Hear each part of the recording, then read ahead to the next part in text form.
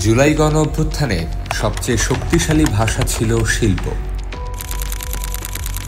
তুলি আর দেয়ালের রং হয়ে উঠেছিল প্রতিরোধের প্রতীক।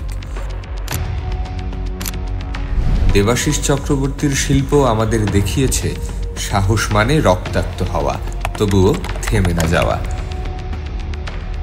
আর দেয়ালের গ্রাফিতি বলেছিল স্বাধীনতার শপথ। এই শিল্প ও সংগ্রামের দলিল সংরক্ষণ করেছে ঐতিহ্য। রক্তাক্ত জুলাই, দেবাশিস চক্রবর্তীর আর্ট সংগ্রহ, ওয়ালস অফ ফ্রিডম, মুক্তির দেয়াল, রাইসুল ইসলাম আসাদের তোলা ছবিতে বিপ্লবের গ্রাফিতি। সংগ্রহ করুন প্রতিরোধের দলিল।